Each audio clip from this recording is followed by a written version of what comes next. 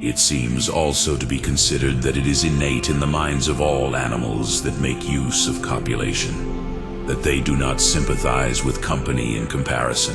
Hence, because of copulation, fights exist in animals. And indeed, with regard to all animals, there is one common reason, because every animal desires to freely enjoy the pleasure of intercourse as well as the pleasure of food. Just as in the freedom of enjoying food, an animal is hindered if the food it wants to take is usurped by another animal.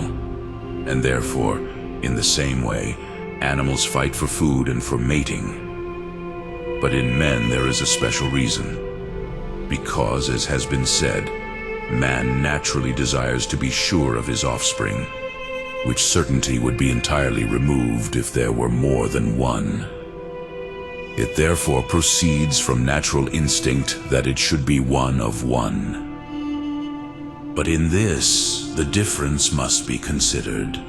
For with regard to the fact that one woman is not recognized by several men, both of the aforementioned reasons agree. But as to the fact that one man does not know several women, the second reason does not apply. For the certainty of the offspring is not hindered if one man knows several women. But the first reason works against this. For just as the freedom to use a woman at will is taken away from a man if a woman has another, so the same freedom is taken away from a woman if she has several men. And therefore, since the security of children is the principal good that is sought from marriage, no human law or custom permitted that one wife should be one of many.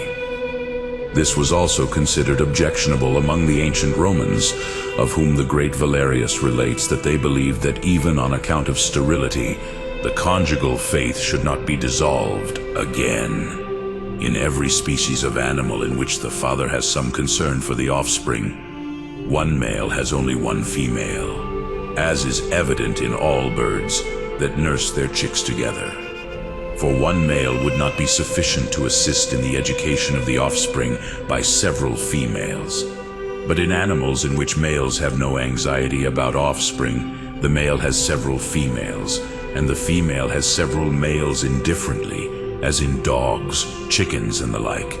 But since the male among all animals is more concerned about the offspring in the human species, it is clear that it is natural for man that one male should have one female, and vice versa.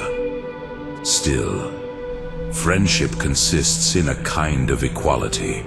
If therefore it is not permissible for a woman to have several husbands, because this is against the certainty of children, but it would be lawful for a man to have several wives, the wife's friendship for her husband would not be liberal, but as if it were servile.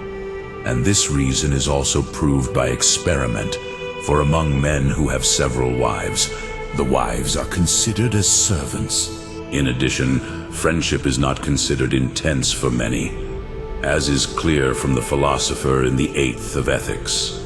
If, therefore, the wife has only one husband, and the husband has several wives, there will not be equal friendship on both sides. Therefore, it will not be a liberal friendship, but in a way servile. Further, as has been said, marriage among men must be ordered according to what is proper to good manners. Now it is contrary to good manners for one man to have several wives, because from this results discord in the domestic family, as is evident from experience. Therefore it is not fitting that one man should have several wives.